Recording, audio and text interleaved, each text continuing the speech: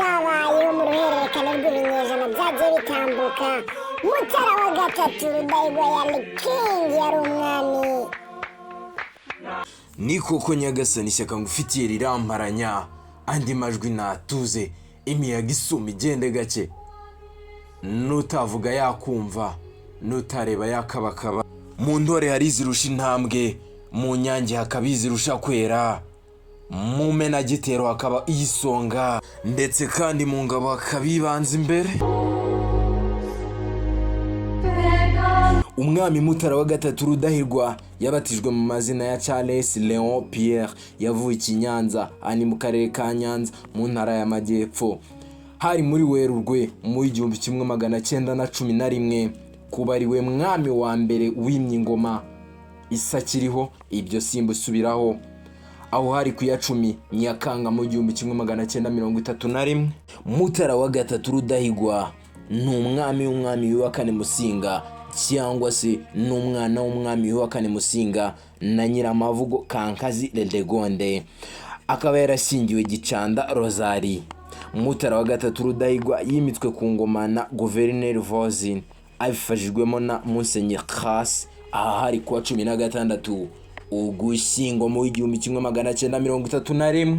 Bimwe muri byinshi ubuze gusobanukirwa, urasobanukirwa ibatizwa ry'umwami Mutara wa gatatu Rudahigwa, ubuzima bwa politiki bw'umwami Mutara wa gatatu Rudahigwa mu nzira yo guharanira ubwigenge bw'u Rwanda ndetse na Kiliziya, ndetse kandi uraza kumenya urupfu rwa Rudahigwa. Ibi byose uraza kubigezwaho nanjye Api mu cyegeranyo kizana guteguriye. Kanda like, share, comment, subscribe niba wabikunze.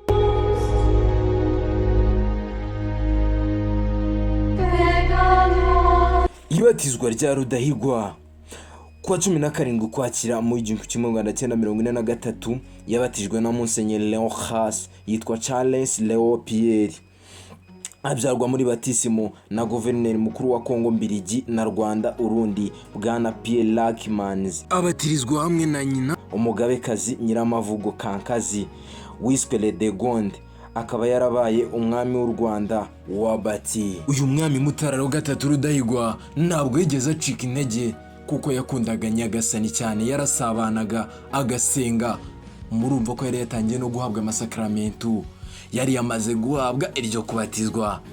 Hari amasakramentu 7 yose ntabwo yari yayahabwa, ariko yari yateye ikirenge mu cy'abakuru bakurikira Imana. Urabyumva neza, komeza wumve ubuzima bwa politiki bwaranze Mutara wa gatatu Rudahigwa.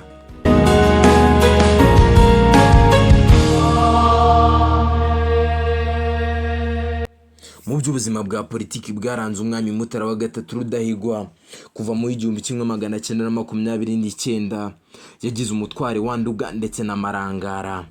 Kugeza mu 1950 umwami Mutara wa gatatu Rudahigwa yakoze politiki yo kumvikanisha Kiliziya Gatolika ndetse na leta Mbirigi, kugeza n'aho atuye Kristo umwami ingoma z'u Rwanda, aha ni i Nyanza, ku munsi wa Kristo umwami ku wa 27 Ukwakira. Ni mu mwaka wa 1946. Dore umwami utarigeze uteshwa ku Mana, dore umwami wakundaga nyagasani, kugeza ubwo amutura ingoma z'u Rwanda. Nyagasani umuhiruhuko ridashira, maze umwiyereke iteka aruhukire mu mahoro.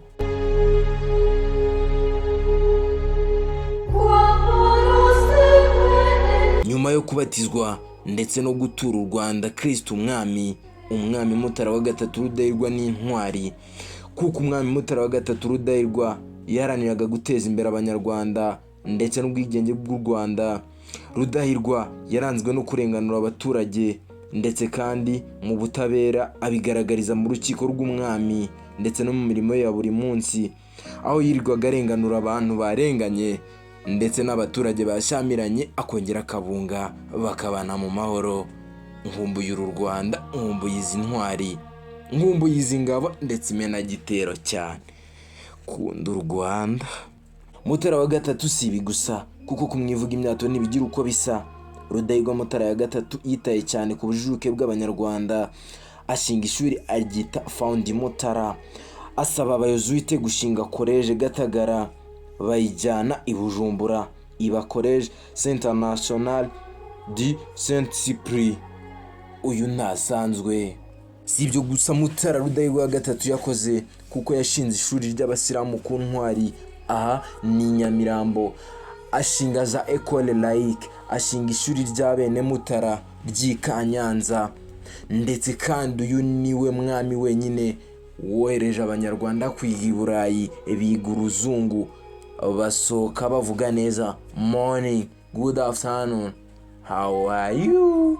Umwami Mutara wa gatatu Rudahigwa mu nzira yo guharanira ubwigenge bw'u Rwanda, Mutara wa gatatu Rudahigwa yatangiye impinduramatwara nk'iya Che Guevara muri politiki, akuraho inkuke zakamigaga umwami yishakirize bwite, ndetse kandi yakuyeho imirimo y'agahato yitwaga akazi, akuraho ubuhake, abagaragu bagabana na ba shebuja. Si ibyo gusa, kuko yashatse gukuraho igitabo cy'umusoro cyanditswemo amoko, Ababiligi barabyanga. Uyu mwami yanze kwica gitera, ahubwo yikikiye umutera. Ngaho ni mumumera amashyi n'umubyeyi. Mbega ryo.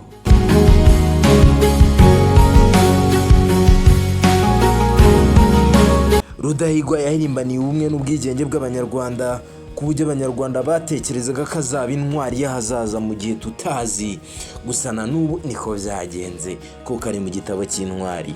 Nabisubiyemo, Imana imuhe iruhuko ridashira, aruhukire mu mahoro. Ndetse kandi Mutara wa gatatu Rudahigwa yarwanyije ubujiji, afasha abanyarwanda batari bake kugera mu ishuri. Bose barajijuka, bavuga uruzungu, bavuga aujourd'hui c'est l'entrée de classe, na afini ses études primaires.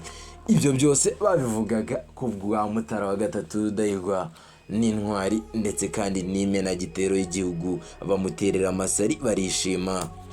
Ndetse kandi nkura ingofero cyane ntari umwe, dukura ingofero cyane turi benshi, abapadiri, abapapa, ba Musenyeri n'abandi bose, urugaga rw'abakristo, twese dukura ingofero, kuko uyu niwe mwami wenyine w'u Rwanda wabashije gukwirakwiza ivanjiri mu Rwanda. Ndetse kandi uyu yemeye kubatizwa nk'umuntu abantu bose bareberagaho kandi bagenderagaho, uwayoboraga abantu, abayobora inzira nziza igana ku Mana. Nyagasani umuhe iruhuko ridashira, maze umwiyereke iteka aruhukire mu mahoro.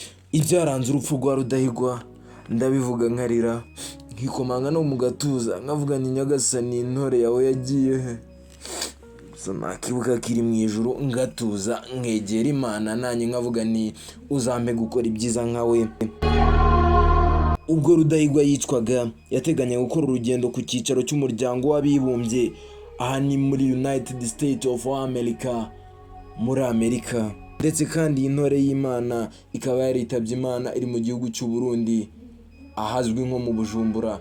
Ibyabashije gutera urupfu rwe ntabwo byabashije kumenyekana, gusa ibyamenyekanye nuko nyuma y'ibyegeranyo byinshi byakozwe, havugwa ko uyu mugabo Rudahigwa ashobora kuba yarishwe kubera ko yari afite gahunda yo kujya ku cyicaro cy'umuryango w'abibumbye, aho yashoboraga kuvuganira u Rwanda rukava ku ngoma y'abakoloni, abakoloni bagasubira iwabo amaramasa.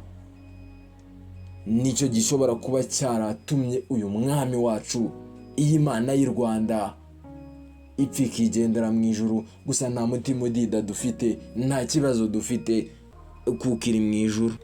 Umwami akaba n'intwari y'imena y'u Rwanda, Mutara wa gatatu Charles Léon Pierre Rudahigwa, yatanze ku itariki ya 25 Nyakanga mu 1959 aguye i Bujumbura, atabarizwa i Mwima, aha ni mu karere ka Nyanza, mu 1959. Bimwe mu bintu bitangaje utari uzi kuri uyu mwami wamumenyaho, reka nze mbikubwire mu kanya gato.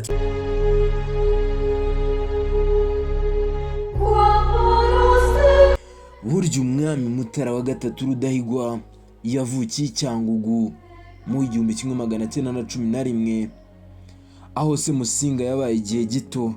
Ndetse kandi umwami yatanze afite imyaka 48, yari akiri muto birumvikana, kuko Nyagasani yatugeneye imyaka 100, uzafata yimaze azitwe ko yakenyutse. Uyu mwami yatanze afite imyaka 48 nubwo yari atuye i Nyanza. Gusa uyu mwami yapangaga kwimukira hakurya ku Rwesero, aho yari yujuje inzu yubatse mu buryo bwa kizungu. Ndetse kandi ikindi kintu gitangaje wamenya kuri uyu mwami, niwe mwami wazanye abagore babiri. Umugore we wa mbere yitwaga Nyiramakomari. Mu 1933 yamubyariye umwana umwe witwaga Gasibinege. Ndetse kandi si ibyo gusa, kuko mu 1942 ashakana na Rozari Gicanda. Mu 1942 barabana kugeza umwami atanze. Mu 1959 uyu mugore we yapfuye muri jenoside yakorewe abatutsi mu mwaka wa 1994.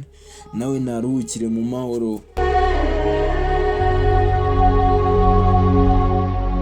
Burya umugogo w'umwami Mutara wa gatatu Rudahigwa watabarijwe Mwima ahari ku itariki 28 Nyakanga mu 1959, nyuma y'uko bari bamaze kwimika murumuna wa Kigeli Ndahindura wabatijwe Jean Baptiste, kuko Rudahigwa nta muhungu yasize nk'umuzungura. Ndetse kandi byinshi utabashije kumenya kuri uyu mwami, niwe mwami rukumbi uri ku rutonde rw'intwari. Uyu mwami ari mu cyiciro cy'imena. Uyu mwami yashatse abagore babiri. Uyu mwami yatanze u Rwanda aruha Kristo umwami.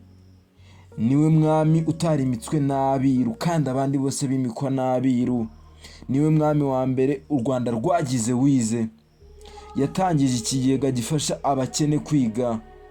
Uyu mwami yashinze ekipe y'umupira w'amaguru. Uyu niwe mwami rukumbi watangije urugamba rwo kurwanira ubwigenge mu gihugu cy'u Rwanda. Ndetse kandi niwe mwami watuye mu ngoro ya kijyambere. Ndetse kandi niwe mwami wa mbere wabashije gutunga imodoka anagenda mu ndege.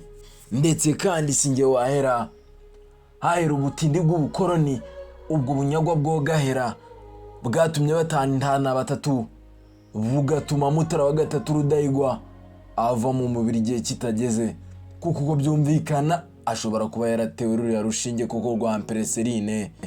Kanda like, share, comment, subscribe niba wakunze icyegeranyo nk'iki cy'ubwenge.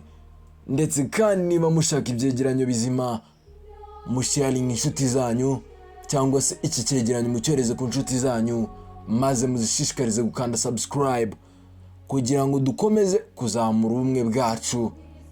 Abanyarwanda turakundana. Bikira Mariya nyina w'Imana Nyabitimbo. Apiane api.